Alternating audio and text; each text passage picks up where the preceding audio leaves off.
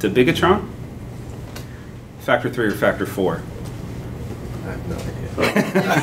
There's no difference in outcome between the 4. Depending. Here there is. There's different studies. Depends on who you I ask. thought the 4 was supposed to be better. Theoretically. In Europe. Theoretically. Yeah. I don't, to my knowledge, and I'll be humble, I'm not the, Dan may have a whole lot more to say about this. To my knowledge, it will not reverse the Bigatron. So we killed a lot of people with 3. So again, the danger of open forum is that people ask questions like this. Thanks a lot, you jerk. The theoretical benefits of 4 is that it's supposed to have fewer bleeds. Okay, and I say supposed to because some studies have shown that it's equivalent, the 3 versus 4. But if you look back at the literature of 3, the early studies, Thrombosis? the factors, yeah, like as far as you said bleed. I'm sorry.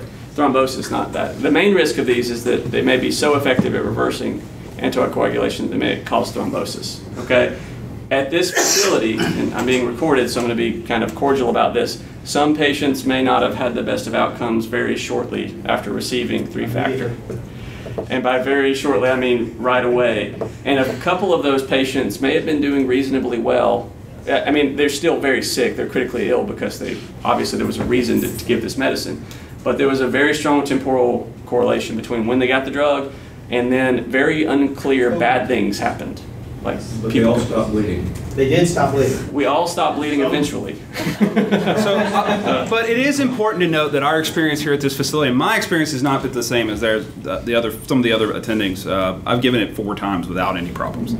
So, and that is not borne out in the literature either.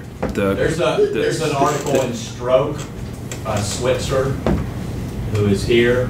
He's one of the neurology attendings here, and it describes some bad outcomes and a higher than expected mortality in giving it here at this institution. And I don't think that they're given the same doses. I think most likely that smaller institutions are probably not having this. It's important to understand the literature has not really borne out a increased thrombosis risk other than there's been some case reports. Also, alternatively, it hasn't really changed outcomes either. So I thought the 4 has a better safety profile than the 3. With regards to head bleeds, it has not changed long-term outcome. They bleed. They don't bleed as long, which makes sense. It seems like the outcome would be better. Long-term outcome, but the reversal as far as acute adverse events is better with non-activated 4-factor, which was released like 2 years ago. Right. Activated 4-factor has very high immediate thrombotic events.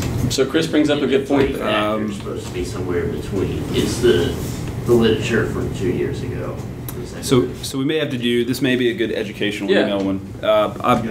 I'm not aware of that study. What are they using to measure reversal?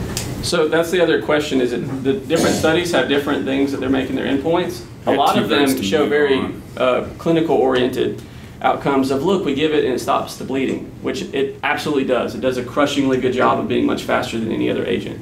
But what they haven't shown, to my reading of the literature, is that people actually get better. Because it turns out they reverse the bleeding, but then other bad stuff happens. And some of it may be that they're dropping dead, they're coding, things like that.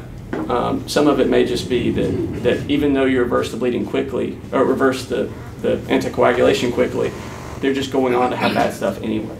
Okay, and so there have been very few studies that have actually shown that you're doing better with these new agents than just FFP, which is what I prefer. It's just FFP for most of these folks. But you still have to give FFP anyway if you're using 3-factor PCC. So, I mean, I'm not really understanding the big bang for your buck. I mean, if you're using 4-factor, it makes some sense. You still have to get vitamin K with any of this stuff, is my understanding.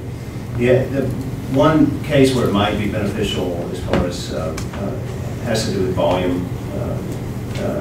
Because if someone has the ideal, or those classic patients that's often talked about, someone with CHF where you don't want to give a lot of volume expansion, such as large amounts of FFP, et cetera, it might be something to consider. It's also a lot faster though, so if you're trying to get them to the OR quickly. Perfect. All right, we're moving on. We've had 2 votes to move on.